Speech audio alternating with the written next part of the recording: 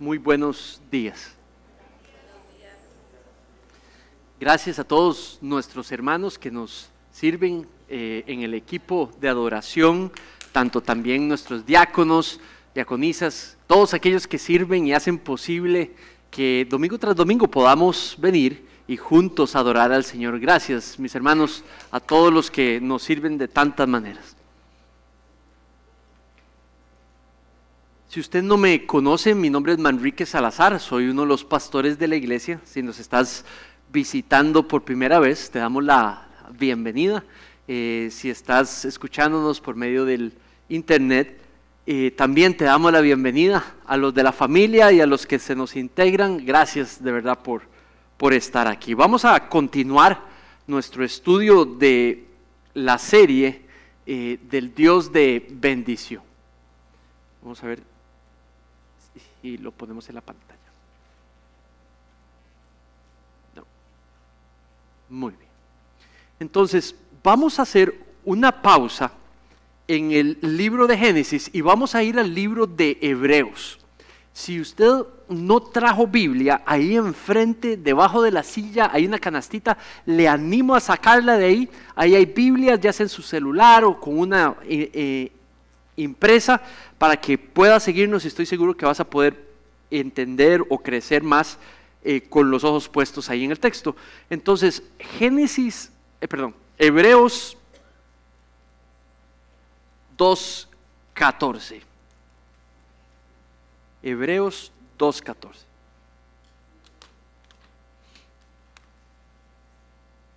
Y dice así: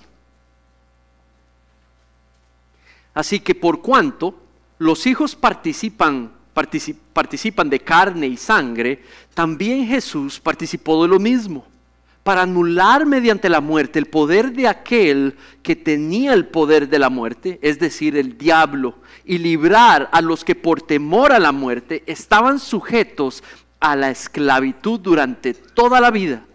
Porque ciertamente no ayuda a los ángeles, sino que ayuda a la descendencia de Abraham.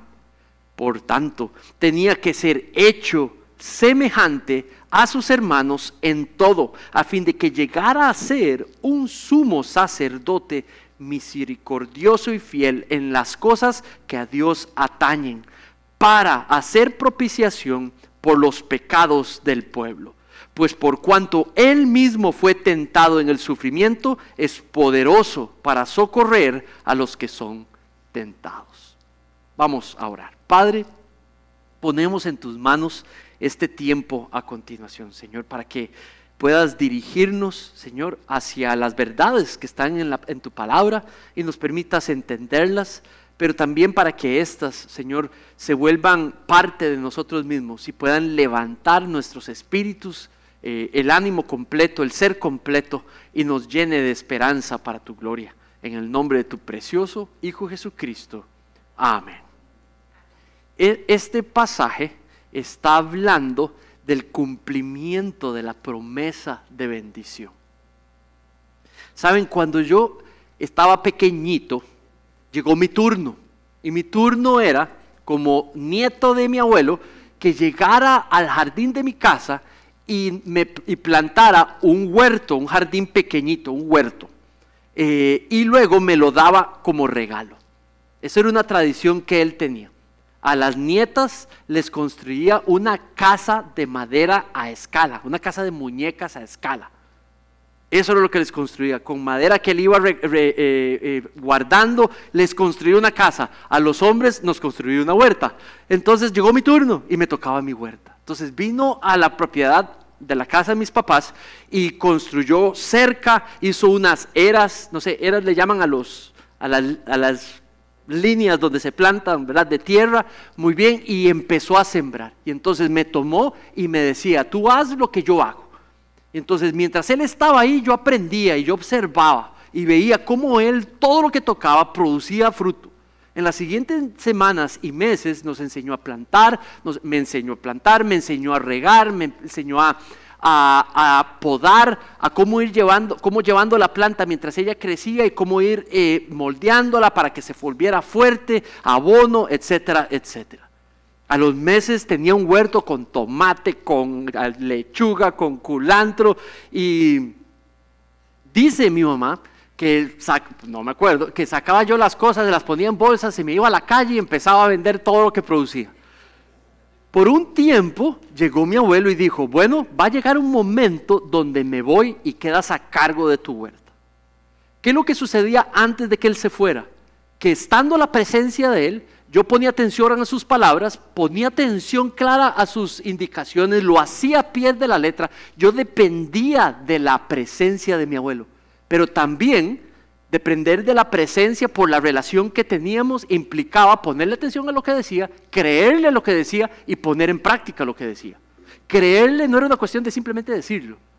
Yo lo demostraba si lo ponía en práctica. Eso quería decir que le había creído. Y entonces, mientras él estaba presente, el huerto daba increíble fruto. Dicen que duré 2 años con el huerto, y el huerto en su mejor producción. ¿Saben qué? También me acuerdo cuando ya no había huerto. Algo pasó, y aquello que empezó a declinar, hasta el punto que me acuerdo buenos años de mi niñez, donde no había huerto. Entonces quiere decir que en la presencia del Padre, en la presencia de mi abuelo, poniendo atención a sus palabras, poniéndolas en práctica, todo producía buen fruto. Pero en el momento que se acabó la presencia de mi abuelo, todo cambió. Ahora, ¿por qué digo esto? Porque ahora los llevo al Génesis. Acabamos de estudiar 3 capítulos. Capítulo 3, sabemos de que son expulsados del jardín, ¿verdad? El Dios de bendición creó todo para bendecir. Y los bendijo al decirles, del árbol del conocimiento del mal no coman, porque si no, morirán. Y entonces una vez que se declararon independientes de Dios para establecer lo que era bueno y malo para su vida, eso es independencia de Dios, cuando habían sido diseñados para hacer lo contrario, vivir en dependencia de Él, depender de Él para determinar qué está bueno y qué está malo. Y eso fue lo que hicieron la primera pareja humana, se declararon independientes. Y tomaron lo que Dios había dicho, no comas. Dios les había dado una promesa de muerte. Usted come de ese árbol, van a morir. El diablo llegó a tentar y les dio una promesa de vida. Les dijo, no van a morir. Y les dio una promesa de vida. Era la promesa de vida del diablo y era la promesa de muerte de Dios. Y practicaron independencia. Se consideraron sabios para saber lo que era bueno y lo que era malo. El diablo no los obligó, simplemente ¿qué hizo? Susurró, presentó otra opción, presentó mentira, cambió lo que Dios dijo, y con esa necesidad de vanagloria propia posiblemente o de orgullo de la primera pareja, pecaron contra Dios. Se rompió la relación, los expulsaron de la presencia de Dios. Y ahora, capítulo 4, en adelante hasta el Génesis, vamos a ver historia tras historia lo que sucede cuando usted vive una vida, no en la presencia de Dios, practicando independencia de Dios, habiendo probado el pecado y todas las consecuencias que eso produce. Ahora, lo que sucedió fue que el pecado destrozó lo que Dios había bendecido. El Dios había bendecido la humanidad como la crió, para los propósitos que la crió, vivir para servirle, para reflejar su carácter. El pecado destruyó lo que Dios bendijo. Entonces Dios lanza una promesa. Mira este versículo. Y el Señor, cuando estaba condenando a la serpiente, dijo, y el Señor Dios dijo a la serpiente, ¿por cuánto has hecho esto? Maldita serás más que todos los animales y más que todas las bestias del campo. Sobre tu vientre andarás y polvo comerás todos los días de tu vida. Pon atención al versículo 15. Dice, pondré enemistad entre tú y la mujer. Pero mira lo que dice después, y entre tu simiente y su simiente. Y mira lo que dice después, él, su simiente, alguien específico, él te herirá en la cabeza. Alguien específico también. Alguien en específico hiriendo la cabeza de alguien en específico. Dice, y tú lo herirás en el talón. ¿Qué es lo que pasa?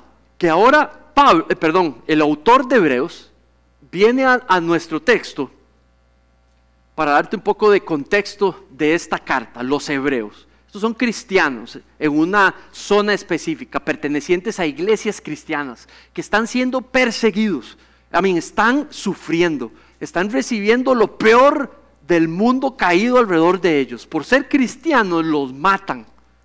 Hay papás y mamás que no regresan el siguiente domingo, la siguiente reunión en que se reúnen.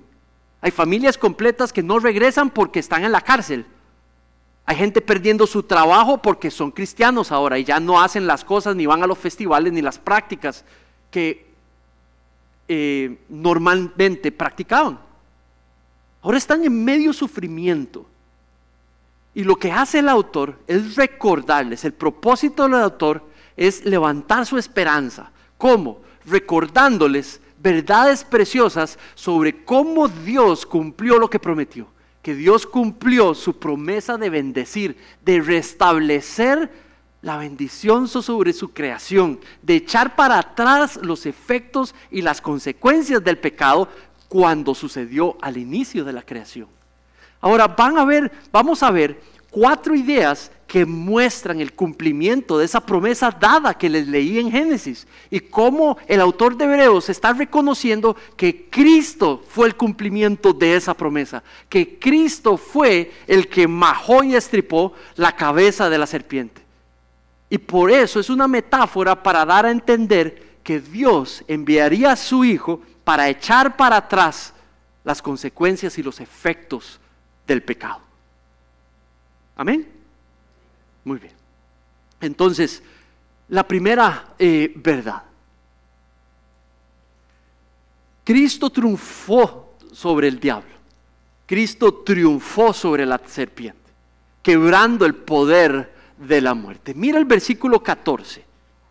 Dice: así que por cuanto los hijos participan de carne y sangre, está diciendo, así como los seres humanos tenemos carne y sangre, también Jesús participó de lo mismo, tuvo carne y tuvo sangre. Así como nosotros, seres humanos, tenemos cuerpo humano, Jesús tomó forma humana, tenía forma humana, ¿verdad? No hay manera que Dios muera, tenía que tomar forma humana para poder morir. Lo que quisiera hacer con esa muerte, independientemente del propósito que tenía para cumplir con esa muerte, no hay manera que Dios muera. Entonces Dios tomó forma. Lo que está diciendo el autor, tenía que tomar forma humana, tener cuerpo humano para poder ser matado, para poder ser sacrificado. Ahora dice propósito para anular mediante la muerte el poder de aquel que tenía la muerte. Entonces vamos por partes. Mira, dice, para anular mediante la muerte, mediante su muerte en la cruz, por medio de esa muerte sufriente en la cruz, por medio de su sufrimiento, dice, anular el poder de aquel que tenía el poder de la muerte, el diablo. Entonces dice que le hace algo al diablo, esa muerte en la cruz le hace algo al diablo, y esa muerte en la cruz le hace algo al poder de la muerte que parece que el diablo tenía control. Entonces voy a describir un poco de nuevo. Entonces, el Nuevo Testamento nos deja ver que la serpiente hablando a Adán y a Eva era el Satanás hablando por medio de la serpiente.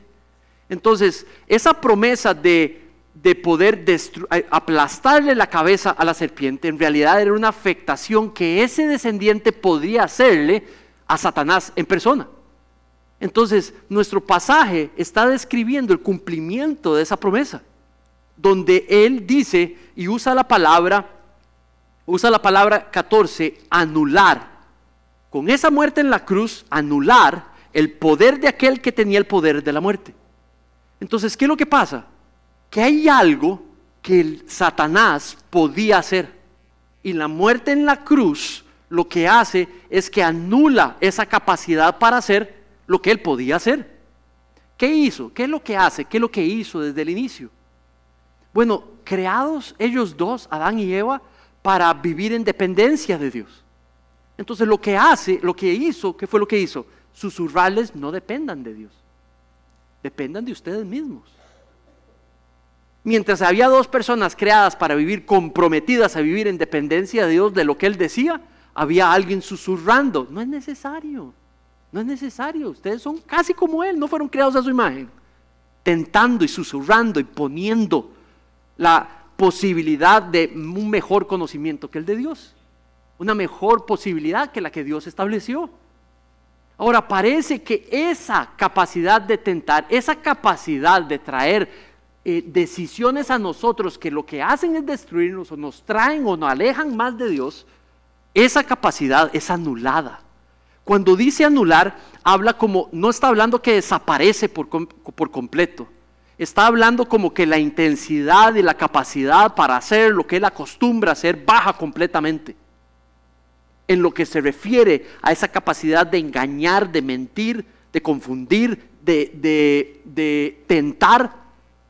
Y dice que lo que Dios hizo al entregar a Cristo, al morir en la cruz, anula, cambia, debilita lo que Él tenía el poder para hacer. Ahora, ¿qué es el medio que utilizó para anular ese poder? Y dice que es la muerte. Si con la muerte Satanás engañó, si muerte fue lo que trajo a Adán y a Eva, con la misma muerte Dios anuló a Satanás. Con la misma muerte. Porque lo que hizo él fue tentar, convencer, no solamente a Judas, pero a todas las personas, los judíos en el tiempo de Jesús, de que él tenía que ser crucificado, que tenía que ser asesinado. Y los tomó a todos, incluyendo a uno de sus propios discípulos, para poder clavarlo en la cruz. Y Satanás creyó que había ganado, otra vez traje muerte. Pero fue con esa misma muerte, sin él saber que más bien había perdido. Y que había perdido poder por haber permitido esa muerte. Y que fue esa muerte que tenía poder para quitarle la capacidad que se le había permitido tener aquí en la tierra. Tenemos que entender que lo que el diablo, Satanás, puede hacer es poder permitido, acciones permitidas bajo la soberanía de Dios, pero completamente sometido a lo que Dios, al poder de Dios sobre esta criatura. Ahora, cuando hablo de Satanás como criatura, como aquel que tiene el poder de la muerte, estoy hablando como alguien que simplemente tiene capacidades y habilidades limitadas que están completamente determinadas por lo que Dios le permite hacer. Entonces, ahora dice el poder de la muerte, que Satanás tiene el poder de la muerte. ¿Qué significa eso? El poder de la muerte no es el poder de matar a alguien. El poder de la muerte tiene que ver con la capacidad de tomar a alguien que está diseñado para vivir en dependencia de Dios y distraerlo de ese propósito para que viva en independencia de Dios. Para tomar a alguien que fue diseñado para vivir y reflejar a Dios, engañarlo y susurrarlo y usar su propio pecado para quitarlo de esas ganas de honrar a Dios y de vivir para Dios, para reflejar a Dios, y más bien termine haciendo lo que él considera es bueno y lo que él considera es malo, determinando esas dos cosas en su propia capacidad. Y ese es el poder de la muerte. ¿Por qué? Porque eso es justamente lo que trajo separación de Dios, fuera de la presencia de Dios, expulsados de la presencia de Dios, la primera pareja, e igualmente todos sus descendientes, todos los pecadores que nacimos descendientes de la primera pareja, entramos a la misma situación, dominados por nuestro pecado y tentados por el tentador. Y por eso el mundo está como él está hoy. Por eso estaba el mundo como estaba ahí en el momento en que vivían la vida la audiencia de los hebreos. Toda esa persecución, toda esa muerte, lo sufrían porque es el estado de un mundo viviendo separados de Dios, sin vivir dependientes de Dios.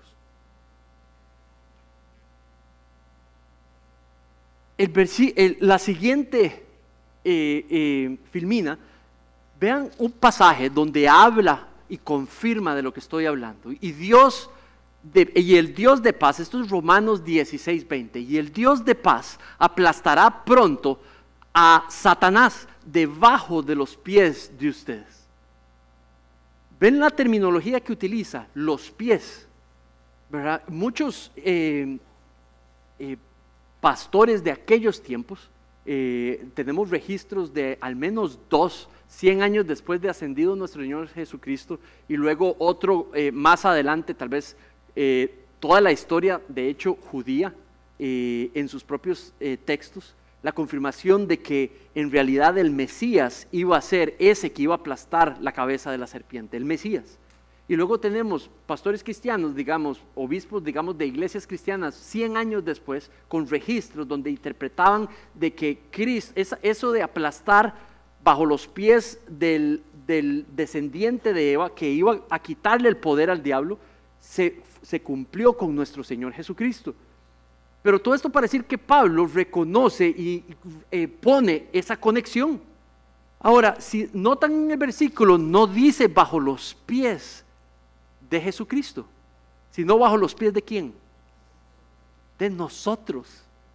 Queriendo decir que si fuimos diseñados para vivir en dependencia de Dios, y el poder que Él tiene de distraernos para no vivir en dependencia de Dios ni en lo que Él dice, ahora ese poder para atacarnos de esa manera ha sido quitado. Por lo tanto, lo coloca bajo nuestros pies, metafóricamente hablando, para decir que ahora usted y yo sí podemos vivir en dependencia de Dios. Porque ¿cómo? Al poner nuestra fe en esa muerte en la cruz,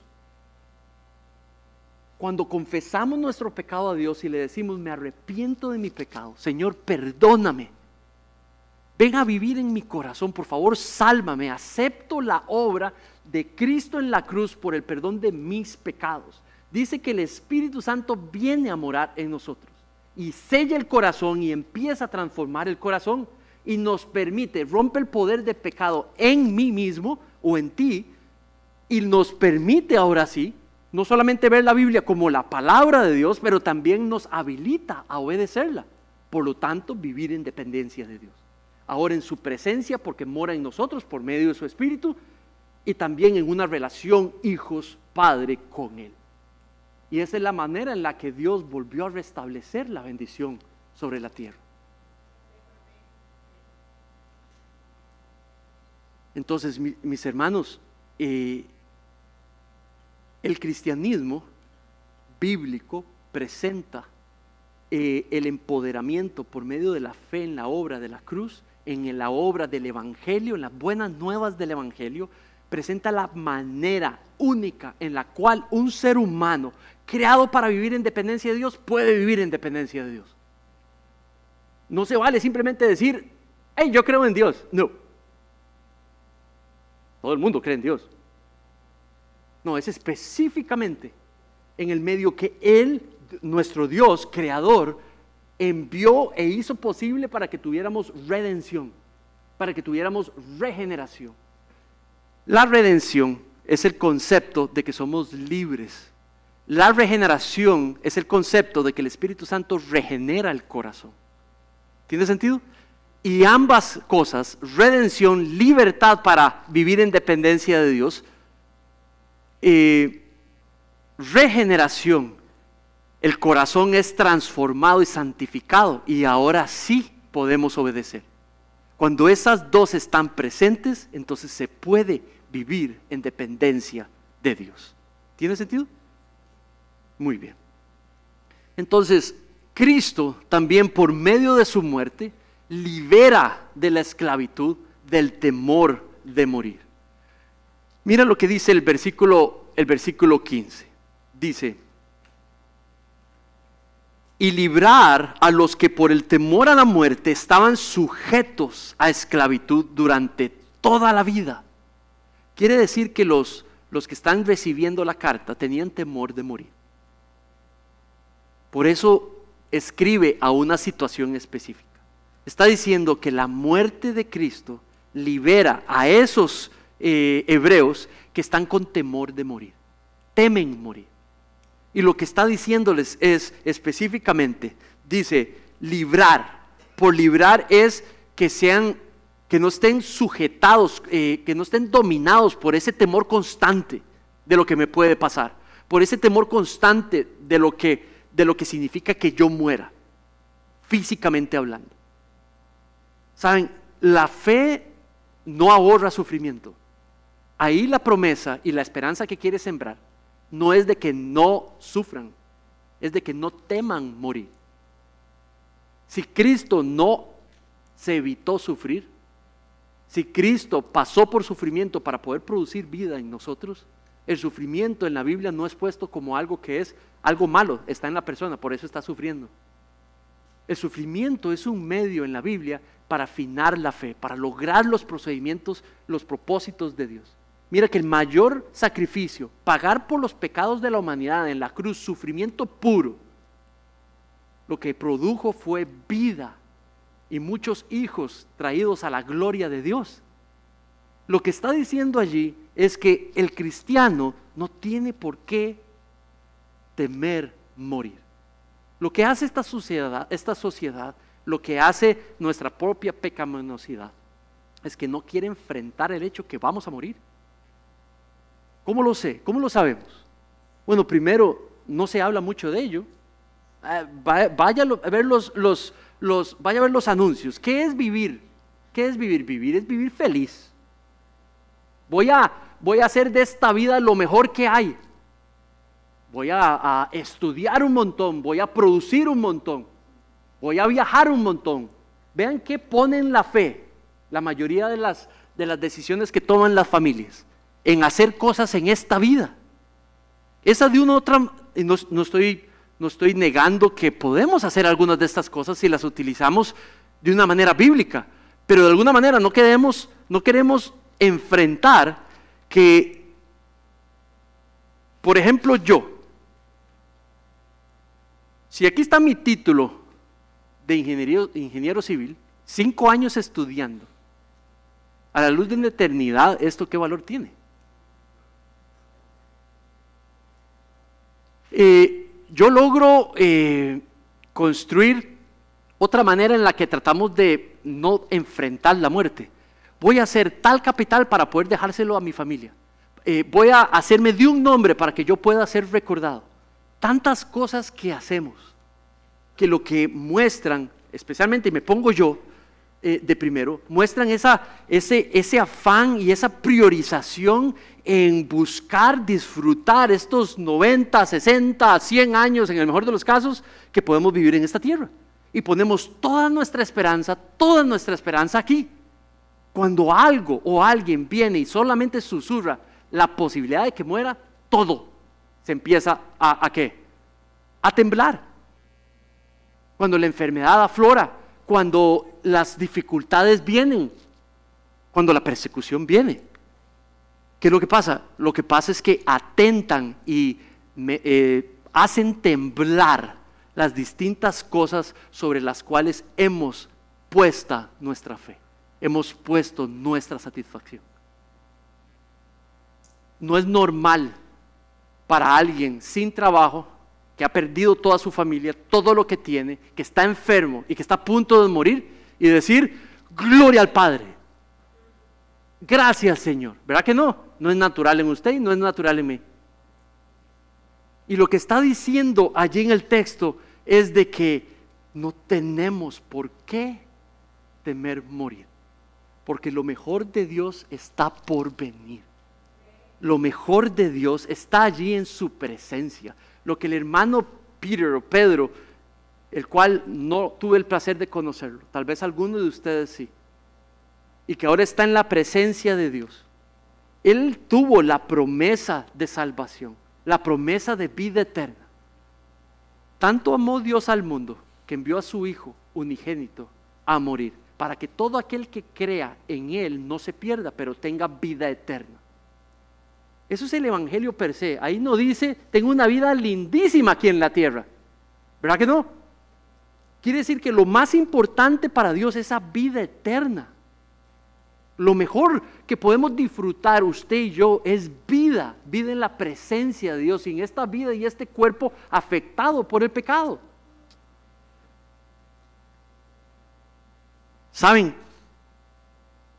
El cristiano no tiene por qué temer morir. si sabe lo que sabe sobre su Dios, tú y yo no tenemos por qué temer morir, independientemente de nuestras circunstancias. Morir para usted y para mí es ganancia. Morir para usted y para mí, aunque implique sufrir por enfermedad o por el error o por el pecado de otra persona o por una situación natural, el morir para el creyente es una vida en libertad de todo lo que es afectado por el pecado, en una presencia eterna. Es gozar del amor, de la clemencia, de la misericordia de Dios. Es el mejor estado en el que podemos apelar. Eso no quiere decir que entonces salimos a buscar la muerte, no, pero no tenemos por qué temerla y no debemos temer. Dice 1 Juan 8, el que practique el pecado es del diablo.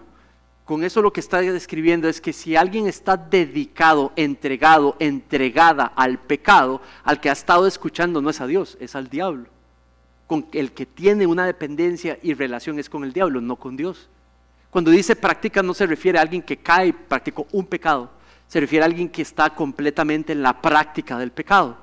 Es la manera, digamos, de describir un no creyente. Un no creyente vive en independencia de Dios, no en dependencia de Él. Hace lo que le place, hace lo que Él considera mejor y lo que le trae gozo a Él, además de la tentación del enemigo. Pero el creyente ya no hace eso más. No quiere decir que no peca, sí, él peca todavía, pero el creyente, ahora el Espíritu le da una convicción de pecado, le permite ver la Biblia como la verdad, quiere vivir en dependencia de Dios, entonces está en batalla con su propio pecado. Dice, el Hijo de Dios se manifestó con este propósito, 1 Juan 3:8, el Hijo de Dios se manifestó con este propósito para destruir las obras del diablo. El cumplimiento de la promesa de bendición es volver a restituir por medio de la presencia del Espíritu en nosotros la capacidad de vivir en dependencia de Dios. Tal y como en el huerto, tal y como yo dependía para hacer las cosas bien de la presencia de mi abuelo, ustedes y yo dependemos de la presencia de Dios en nuestras vidas para poder vivir de una manera dependiente. Cuando Él está presente en las vidas de los creyentes, lo que se espera es transformación.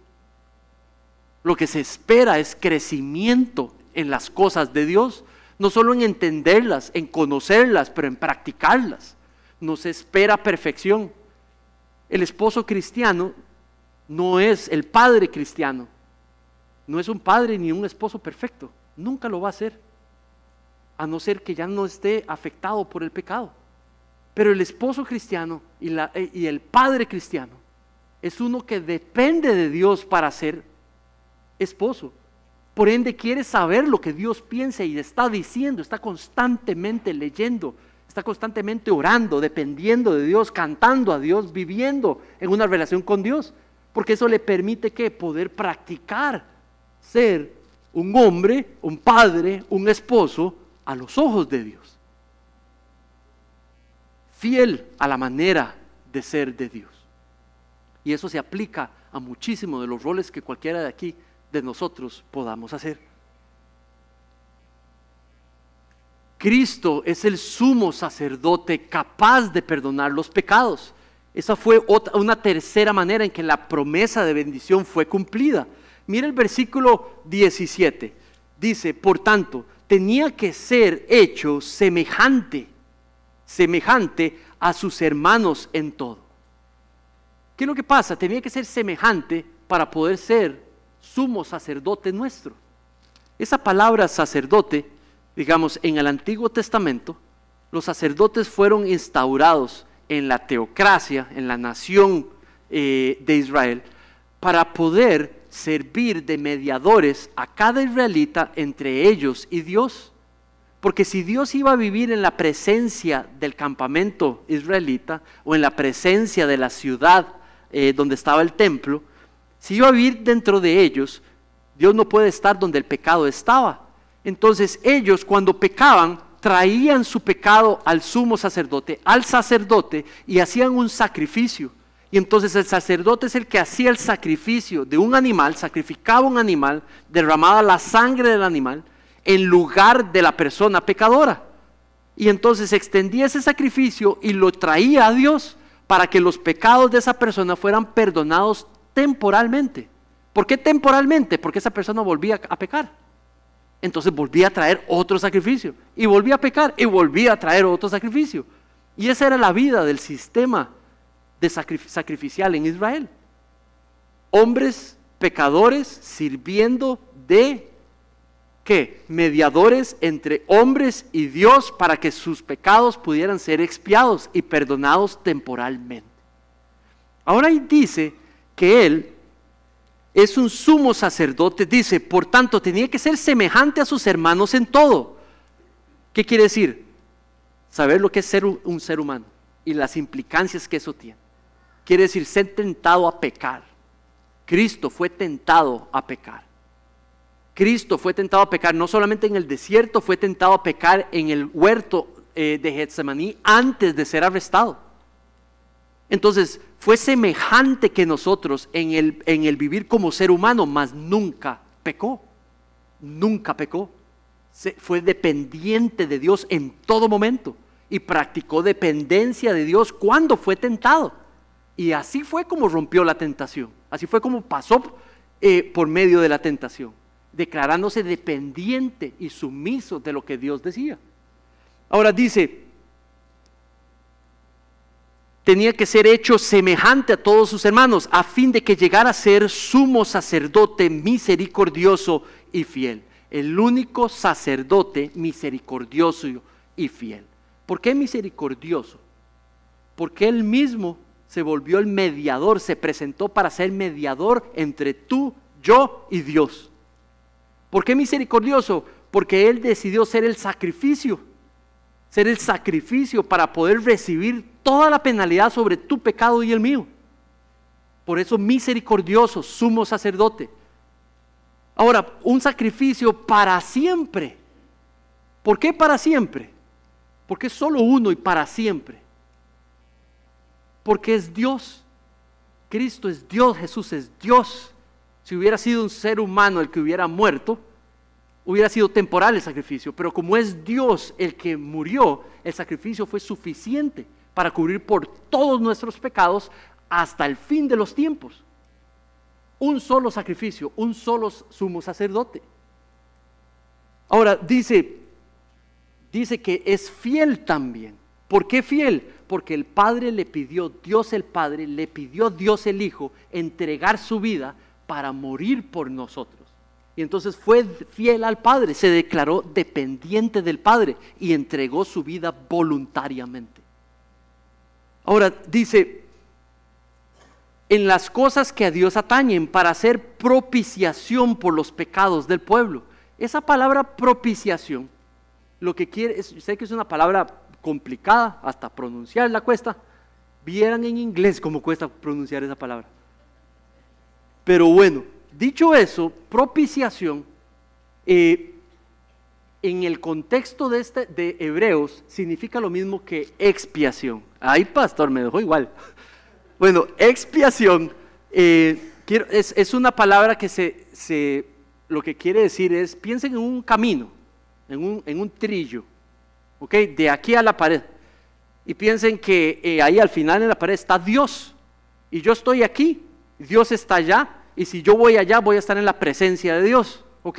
Pero aquí en el camino hay un montón de piedras que no hacen posible que yo llegue ahí. ¿Qué son esas piedras? Mi pecado. Y no hay manera que yo pueda llegar ahí. La expiación es quitar todo estorbo para que yo pueda estar en la presencia de Dios.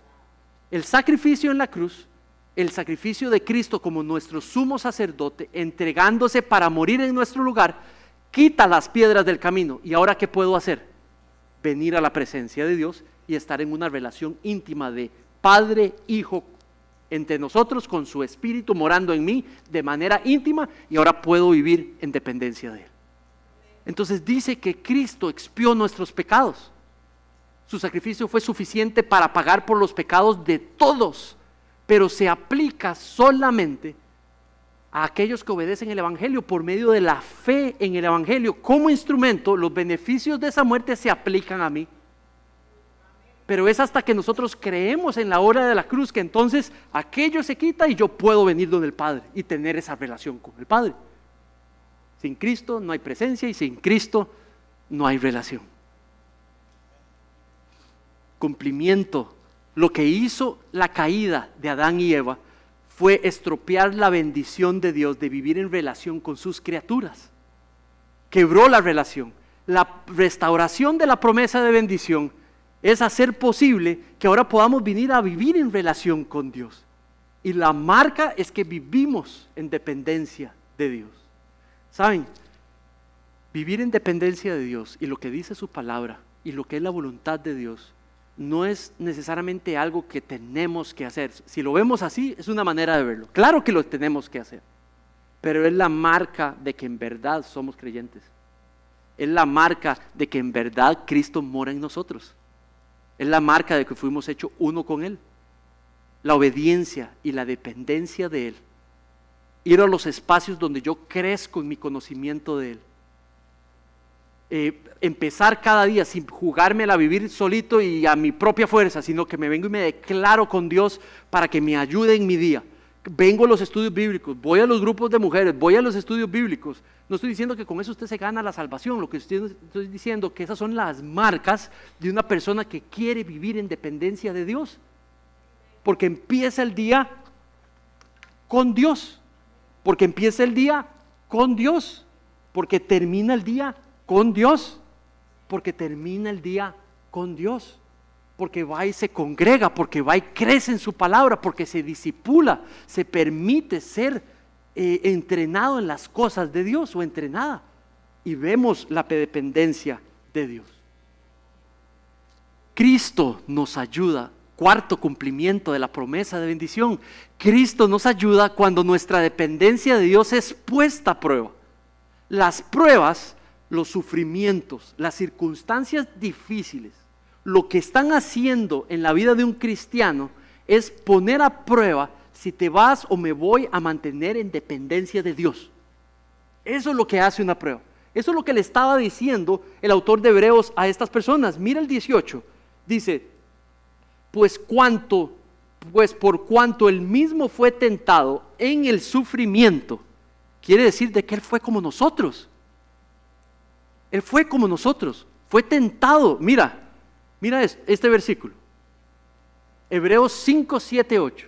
Cristo, en los días de su carne, habiendo ofrecido oraciones y súplicas, con gran clamor y con lágrimas, al que lo podría librar de la muerte. Eso es cuando está en el jardín de Getsemaní.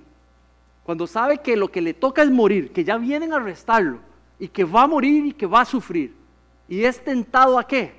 A pedirle al Padre que le quite esa necesidad de morir, que le quite ese mandamiento de que muera en nuestro lugar. Y dice que con lágrimas, dice que con oraciones, con súplicas, con clamor, le pidió que lo librara de la muerte. ¿Qué sabemos hizo? ¿Qué sabemos hizo, mis hermanos? Padre, que se haga tu voluntad y no la mía. Y dice que se sometió a la voluntad del Padre. Se declaró dependiente de la voluntad del Padre. Dios Hijo en persona declaró ser dependiente del Padre para determinar lo que era bueno de lo malo. Y lo bueno era que diera su vida por nosotros. Y dice allí que fue huido, que lo podría librar de la muerte, fue huido a causa de su temor reverente. Aunque era hijo, aprendió obediencia por lo que padeció. No tuvo miedo en padecer. Decidió no temer y depender de Dios y entregó su vida horas después. La entregó y fue arrestado y fue llevado y fue juzgado y fue humillado, fue desprestigiado, Dios desprestigiado por aquellos que él mismo creó y fue burlado. Hasta los mismos que lo seguían se burlaron de él y no creyeron en él y fue clavado en la cruz, sumiso, obediente y dependiente de Dios. Y antes de morir exclamó: consumado es. tu voluntad es hecha, Señor. Y dice que expiró su último lamento. Consumado es.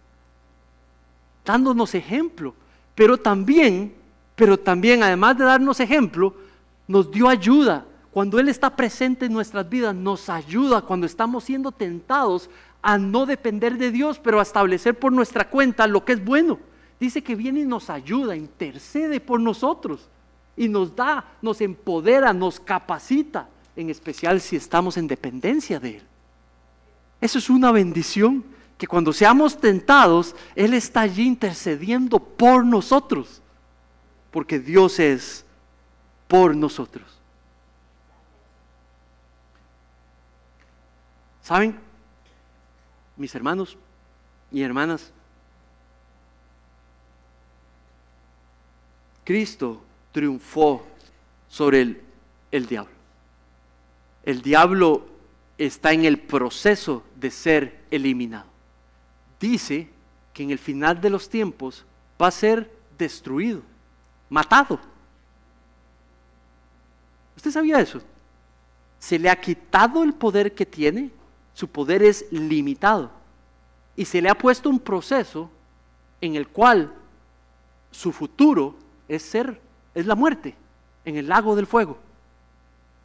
En este tiempo se ha quitado su poder.